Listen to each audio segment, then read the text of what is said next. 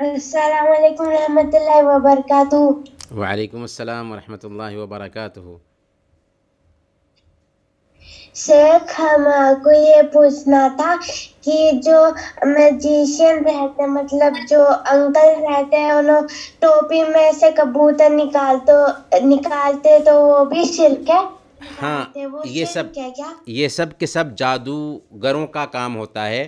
यानी ये जो अमल होता है जादूगरों का ही काम होता है। ये सब जादू ही की शक्ल है, नज़रबंदी होती है। असल में वो टोपी में से कबूतर निकालता नहीं, बल्कि वो नज़र बंद करके आपको वैसे दिखलाया जाता है। तो ये सब के सब जादू ही की एक शक्ल है।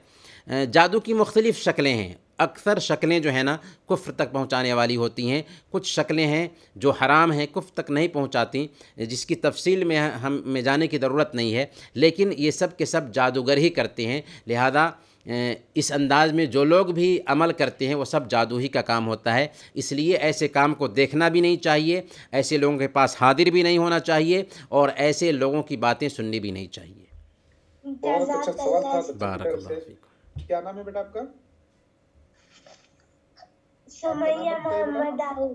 जी सुमैया, माशाअल्लाह। बहुत अच्छा बेटा, जज़ाकल्लाह। आपने आज के हालात के हिसाब से बहुत अच्छा सवाल पूछा। जी जी तमाम बच्चों को इस पे गौर करना जी चाहिए। जी माशाअल्लाह। बहुत अच्छा सवाल है। और सवाल, अस्सलाम और वालेकुम कोई सवाल मौलाना बाकी सिफात आलम साहब। वालेकुम अस्सलाम वरहमतुल्लाहि वबरकातुहू। फारूक बोल रहा हूँ जी फ़ारूक साहब, बारकल्लाहु फीकुम। जी। ये आम तौर से देखा गया है कि जादू सिर्फ और सिर्फ, यानी तकरीबन सिर्फ और सिर्फ तो कहना ठीक नहीं रहेगा, तकरीबन हिंदुस्तान, पाकिस्तान, बांग्लादेश, श्रीलंका, यही ममालिक में ज़्यादा जादू के बारे में सुना जाता है, देखा भी जाता है। लेकिन दूसरे यूरोपीय ममालिक, अमेरिका वगैरह में ये इतना कभी भी न सुनने में आया, न कभी ऐसा देखने में आया। तो क्या इसकी हकीकत क्या है? सिर्फ क्या इसका ठेका हमारे ममालिक ही लेकर बैठे हुए हैं? देखिए, हमने तफसील से इस हवाले से भी गुफ्तगू की है कि ये बहुत बड़ी गलतफ़हमी है जो आम की जाती है कि जादू बर्र सग़ीर, हिंदुस्तान और पाकिस्तान ही में पाया जाता है। जादू के हवाले से एक सर्वे नक़ल किया है गाज़ी उज़ैर ने अपनी किताब जादू की हकीकत में, और उन्होंने उस किताब में साबित किया है कि जादू पूरी दुनिया में पाया गया है, और जादू की तारीख़ भी बहुत पुरानी है। और जादू यूरोपी ममालिक, अफ्रीकी ममालिक और मुख्तलिफ़ मुल्कों में, कदीम मिस्र, मुख्तलिफ़ बाबुल व नैनवा, हर जगह पर जादू का वजूद रहा है। रही बात जादू के इनकार की, तो जिन लोगों का ईमान अल्लाह की ज़ात पर नहीं होता है या शयातीन और जिन्नात की दुनिया पर नहीं होता है, वो लोग इसका आसानी से इनकार करते हैं। लेकिन बहैसियत मुसलमान जादू पे ईमान रखना ये हमारे ईमान का हिस्सा बन जाता है। कैसे ईमान का हिस्सा बन जाता है?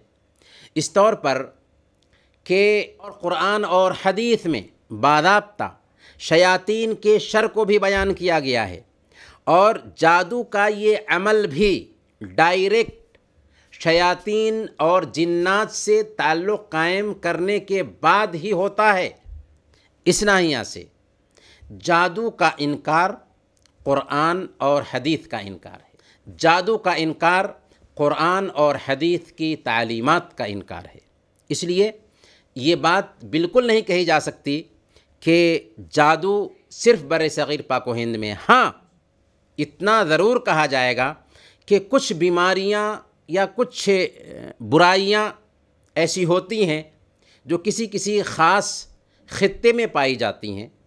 तो बर्र सग़ीर का जो इलाक़ा है, इस इलाक़ा में जादू को धर्म ने अहमियत दी, और जैसा कि हमने अपनी गुफ्तगू में इशारा भी किया कि कुछ धर्मों ने जादू को इख्तियार किया, क्योंकि धर्म उसके बग़ैर चल ही नहीं सकता था, इसलिए इसकी कसरत पाई गई। तो बर्र सग़ीर पाको हिंद में जादू की कसरत की बुनियादी वजह यह है कि धर्म ने इसको सहारा दिया, और आज भी हमारे समाज में इसको कबूल किया जाता है। اور اگر جادوگر ہمارے سماج میں آ جائے تو اس کا کرتب دیکھنے کے لیے دیندار لوگ بھی حاضر ہو جاتے ہیں۔ تو یہ ہمارے اندر جو غلط فہمی پیدا ہوئی جادوگروں کے حوالے سے، اسی وجہ سے جادوگروں کو کھیل کھیلنے کا زیادہ موقع ملا ہمارے بیچ۔ جہاں اس کو انکار کیا جاتا ہے، اس کو اہمیت نہیں دی جاتی، وہاں پر کم اثر ہے اس کا، لیکن جادوگروں کا وجود پوری دنیا میں پایا گیا ہے اور ہے ابھی بھی۔ جی، میں واقع جو ہے جادو کا انکار نہیں کر رہا ہوں، جادو قرآن میں جس کا ذکر ہے، میں آپ کی بات کا رد نہیں کر رہا، لیکن آپ نے ایک سوال پوچھا تو اس کو میں نے کلیئر کیا۔ جزاک اللہ بارک اللہ فیک۔ اس میں یہ جاننا چاہ رہا ہوں اور ایک بات کہ اگر واقعی حقیقت میں جادو کوئی اتنی حقیقت ہوتی تو آج کی دنیا میں جادوگروں کی حکومت ہوا کرتی۔ یہ اتنے ووٹنگ ہونا، یہ اتنا پیسہ خرچ کرنا، یہ لوگ جادو کے ذریعے سے ووٹ لے لیتے، جادو کے ذریعے جو اپنی سیٹ حاصل کر لیتے۔ یہ ایک میرا اس میں چھپا ہوا سوال تھا۔ جی دیکھیں، جادوگر کتنا بھی ہے تو اس کا شر جو ہے، اس کا شر، جادوگر کا جو شر ہے، جادوگر کی جو برائی ہے بہت محدود ہے۔ جادو کا شر اتنا عام نہیں ہے کہ وہ دنیا کا اختیار اپنے ہاتھ میں لے لے، نہیں، لیکن جادو کے عمل کے ذریعہ کسی کو نقصان پہنچایا جا سکتا ہے اللہ کی اجازت سے، لیکن یہ دنیا اللہ کی ہے، اس دنیا کا اختیار اللہ کے ہاتھ میں ہے۔ جادو کو اتنا اللہ رب العالمین نے طاقت نہیں دیا ہے کہ وہ دنیا کے اختیار اپنے ہاتھ میں لے لے۔ جادو بھی ایک بیماری ہے، بہت ساری جو بیماریاں ہوتی ہیں، ابھی کرونا جیسی ایک بیماری آئی تھی، ویسے ہی جادو بھی ایک بیماری ہے، اللہ نے اس کا بھی اثر رکھا ہے، جیسے کرونا کا اثر رکھا تھا ویسے ہی جادو کا بھی اثر رکھا ہے۔ کرونا بھی پوری دنیا میں پھیلا، لیکن چند لوگ ہی اس کے ذریعہ مر سکیں۔ تو اتنی طاقت بیماری کو اللہ تعالیٰ نہیں دیتا کہ وہ کائنات پہ تصرف کرنے لگ جائے، نہیں، قطعاً نہیں۔ بارک اللہ فیکم۔ بارک اللہ فیکم۔ حجامہ سے حجامہ کے جادو کا علاج کیا جا سکتا ہے۔ جی، جیسے آپ نے طریقہ بتایا کہ 3-4 طریقے بتائے۔ جی جی جی، مطلب پریکاشن کے طور پہ۔ یہ بہن کا سوال تھا کہ حجامہ کے ذریعے سے جادو نکالا جا سکتا ہے، اور نکالا جا سکتا ہے تو کیسے پتہ چلے گا اگر نکالا جا سکتا ہے؟ دیکھیں، یہ معاون چیزیں ہیں، یہ چیزیں جو ہے نا، ایسا نہیں کہ اگر آپ نے حجامہ کرایا یا کلونجی کا استعمال کیا یا اجوا کا استعمال کیا، یا پھر یہ ہے کہ جو شاندہ جس کو عربی میں سنا کہتے ہیں، ان چیزوں کا استعمال کیا تو یہی بذات خود جادو کے علاج کے لیے ہے، لیکن یہ چیزیں معاون بنتی ہیں، کیونکہ حجامہ کی بڑی اہمیت ہے، اجوا کی بڑی اہمیت ہے، اسی طریقے سے کلونجی کی بڑی اہمیت ہے۔ تو ان چیزوں کی اہمیت کی بنیاد پر ان کا بھی اہتمام کرنا چاہیے جو جادو کے علاج کے لیے معاون بنتی ہے۔ البتہ اگر آپ یہی سوال کسی سنگھی یا حجامہ کرانے والے سے پوچھیں گے جو اس کا متخصص ہے، تو ہو سکتا ہے کہ وہ اچھے انداز میں اس کا جواب دے سکے کہ کیسے حجامہ کرایا جائے تو کیا اس کا اثر ہوگا جادو کو دور کرنے میں، لیکن یہ بات بالکل طے ہے کہ اس سے بھی جادو کا اثر دور ہو سکتا ہے، اور یہ ایک حسی علاج ہے۔ جی، جزاک اللہ خیر۔ تو ابھی وہ پوچھ رہی ہے کہ چولہے میں جو اپنا چولہے پہ کبھی کبھی وہ جلاتے ہیں نا کوئی نہ کوئی چیزیں جی جلا دیتے ہیں کچھ لوگ، تو کہیں پہ نیٹ کے اوپر میں بھی ہو سکتا ہے کہ نیٹ پہ صحیح نہیں ہوگا میتھڈ، لیکن وہ بول رہی ہے کہ اگر کہیں پر لکھا ہے ایسا کہ کوئی پرانی آیت پڑھ کر چولہے کے اندر کالی موچی یا رائی جلا دے تو کیا یہ بھی جادو میں شامل ہوگا؟ کسی بھی چیز کے لیے کوئی مراد ہوئی یا ایسا کچھ بھی تو وہ بھی جادو میں شامل ہوگا؟ نہیں، یہ جادو نہیں ہے، بلکہ اس کو بدفعلی کہتے ہیں، اس کو بدفعلی کہتے ہیں، برا فعل لینا کہتے ہیں، اور یہ ساری چیزیں بھی، یہ ساری روایتیں بھی مسلم سماج میں پائی جاتی ہیں جو غیر مسلموں کی دین ہے۔ غیر مسلموں کے ساتھ رہنے کی وجہ سے بہت ساری جو روایتیں ہمارے سماج میں آئیں، انہی روایتوں میں سے یہ ساری چیزیں بھی ہیں، اور الگ الگ شکل میں ہر جگہ پر یہ روایتیں پائی جاتی ہیں۔ تو یہ بدفعلی کی قبیل سے ہے، اور بدفعلی بھی شرک ہے۔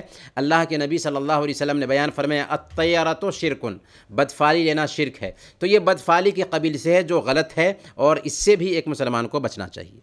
یہ براہ راست جادو نہیں ہے، لیکن یہ بدفعلی کے قبیل سے آتا ہے، اور بدفعلی بھی شرک ہے۔ جی جزاک اللہ خیر۔ بارک اللہ فیکم۔ السلام علیکم شیخ، میں زاہد، جزاک اللہ خیرن بارک شیخ، اللہ آپ نے ہماری دعوت کو قبول کیے درس دینے کے اللہ لیے۔ سلامت رکھے۔ بارک شیخ میرا ایک سوال تھا، جیسے کہ آپ نے کہا اپنے درس میں کہ یہ چیز جو غیروں سے ہمارے مسلمانوں میں آئی ہے، ہم لوگ دیکھتے ہیں کہ بہت سارے عالم، حافظ، قاری، مفتی جو جنوں کو اپنے بس میں کرتے ہیں اور اس سے علاج کرتے ہیں، جیسے کہ بہت سارے مسلمان لوگ مولانا کے پاس جاتے ہیں، باباؤں کے پاس جاتے، وہ بولتے ہیں ہماری یہ پریشانی اور اس طرح سے پریشان ہوئے ہیں ہم، جیسے کہ رزق کی پریشانی، بچہ نہ ہونا، بہت ساری ایکس وائی زیڈ، تو وہ لوگ ان کو تعویذ دیتے، اور وہ لوگ بولتے کہ گھر کے وراندے میں جلا دو یا پھر گھر کے کونے میں ٹنگا دو، اور وہ بلکہ وہ جو دیتے ہیں وہ خود ایک عالم ہے، حافظ ہے، قاری ہے، مفتی ہے۔ تو یہ کیسا ہے؟ مطلب یہ ایسا کیسا؟ مطلب کیا ان لوگوں نے دین کو برابر نہیں سمجھا؟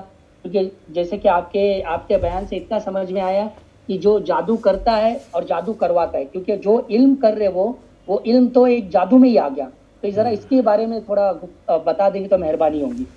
دیکھیں، سب سے پہلے ہم یہ سمجھ لیں کہ اللہ رب العالمین نے قرآن کریم میں شفا رکھا ہے، اور قرآن کریم کے ذریعہ اللہ کے نبی صلی اللہ علیہ وسلم کے بتایا اذکار کے ذریعہ دم کیا جائے تو اس میں شفا رکھا ہے۔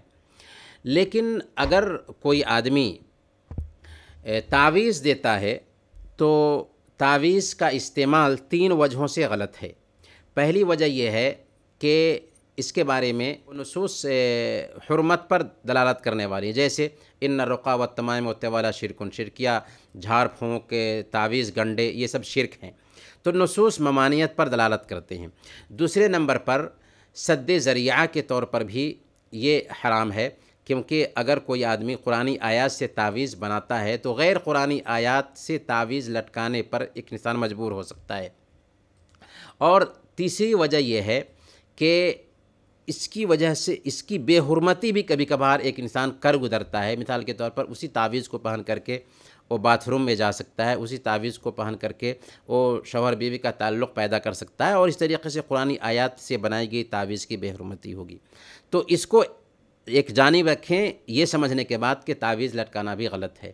یہ الگ بات ہے کہ بہت سارے لوگ قرآنی تعویذ بناتے ہیں۔ رہی یہ بات کہ بہت سارے ایسے علماء ہیں یا قاری ہیں، حافظ ہیں جو ایسا کرتے ہیں، تو ہمیں کسی کے عمل کی طرف نہیں دیکھنا ہے، ہمیں دیکھنا ہے قرآن اور حدیث کو۔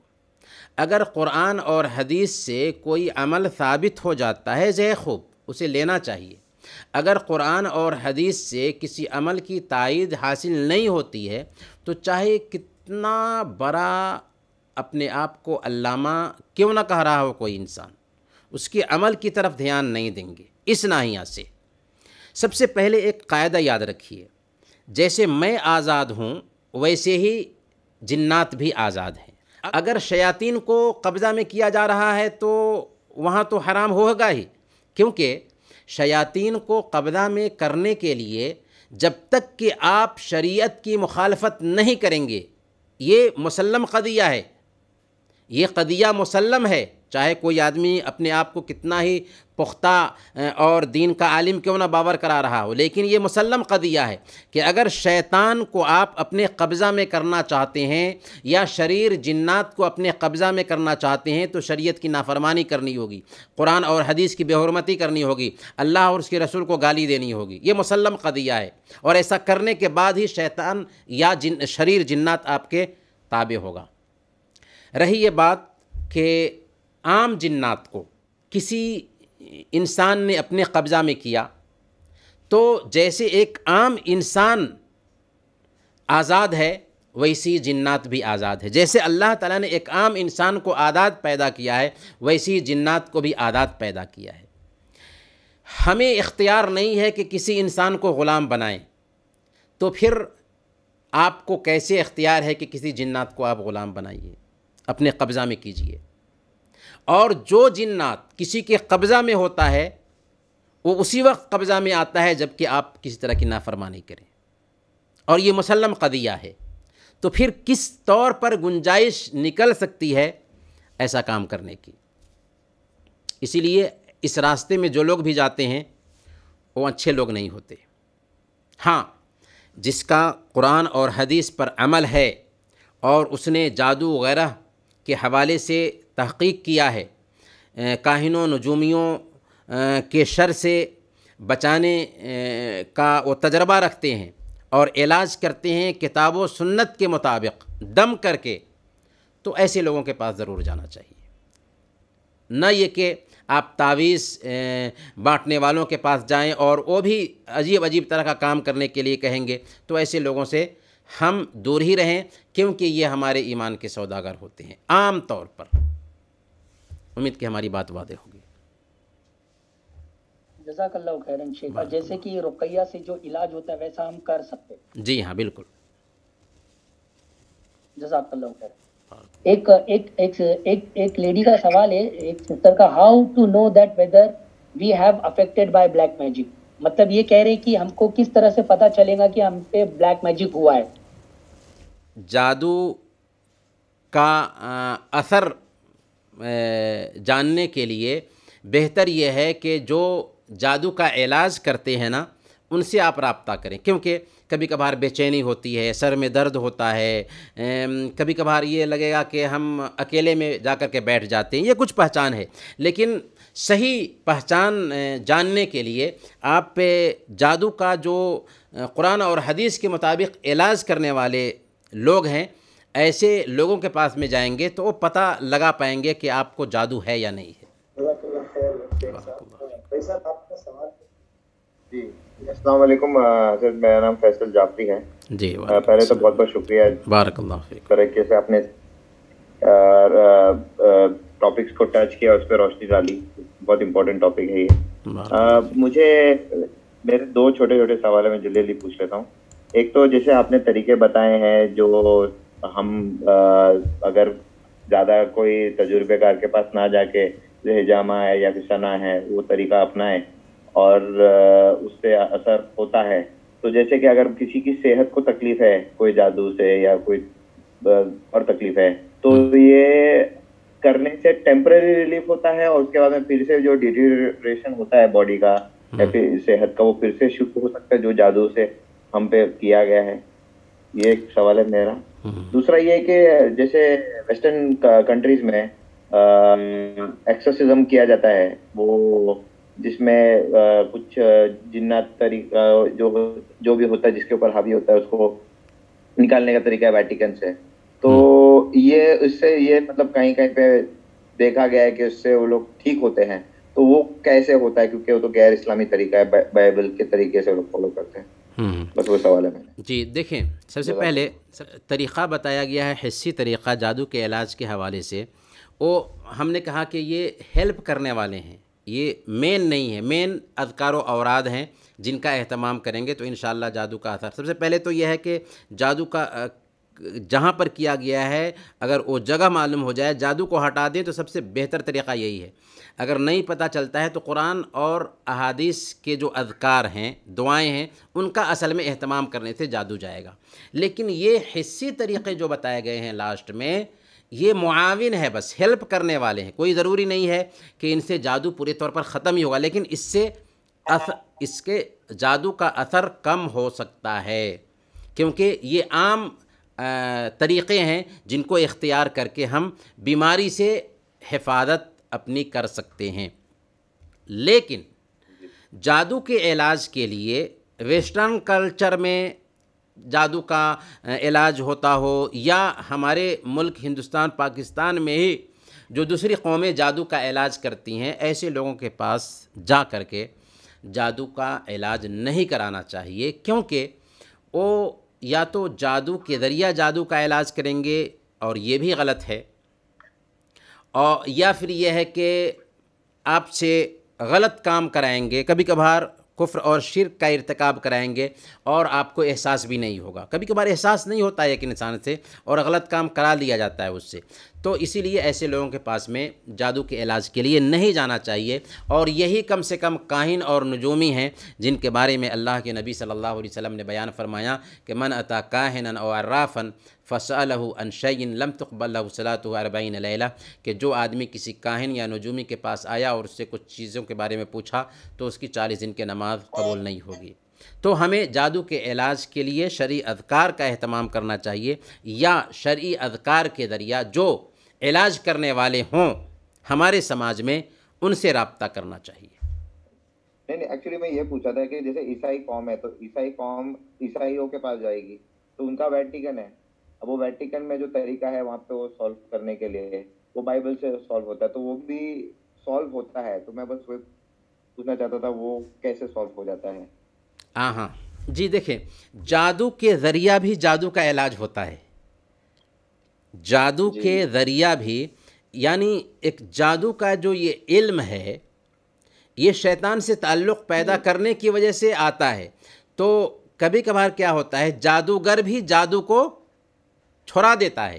تو ویسے ہی ہے کہ جادوگر کوئی ایسا ٹیکنک اختیار کرتا ہے جس کے ذریعہ وہ جادو چلا جاتا ہے.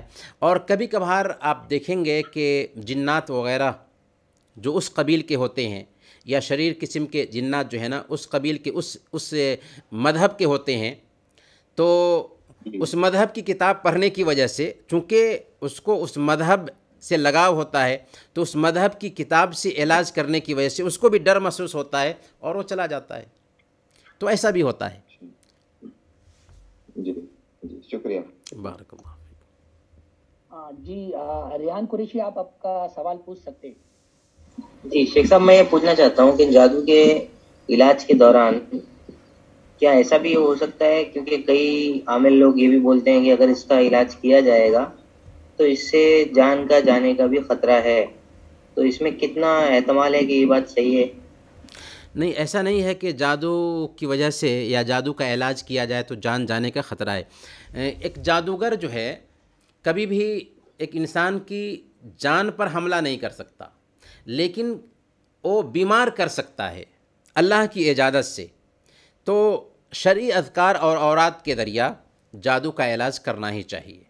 اللہ تعالیٰ نے کوئی ایسی بیماری نہیں اتاری ہے جس کا علاج نہیں بتایا. ہاں کچھ لوگوں کو اس کا علاج معلوم ہوتا ہے، کچھ لوگوں کو اس کا علاج نہیں معلوم ہوتا ہے. تو ہمیں علاج کرنا ہے، یہ سوچ کر کے نہیں رہ جانا کہ جادو کا علاج کیا جائے گا تو جان کا خطرہ ہے. جان کا مالک اللہ ہے. جادوگر ہمیں نقصان پہنچانے کا اختیار رکھتا ہے اور وہ بھی اللہ کی اجازت سے، لیکن وہ ہماری موت اور حیات کا مالک نہیں ہے. اس لیے یہ سوچ غلط ہے کہ جادو کا علاج کیا جائے تو جان کا خطرہ ہے. جی جزاک اللہ خیر. بارک اللہ. اخیر میں ہم اللہ رب العالمین سے دعا کرتے ہیں کہ الہ العالمین تو ہم سب کے مسائل حل فرما دے، ہمارے آل و اولاد کی حفاظت فرما، ہم سب کو زندہ رکھنا تو ایمان پر زندہ رکھنا، اور وفات دینا تو ایمان پر وفات دینا. الہ العالمین ہم سب کو ہر طرح کی آفت، بلا اور مصیبت سے بچائے رکھنا. آمین یا رب العالمین. وصلی اللہم علی نبینا محمد وعلی آلہ وصحبہ اجمعین.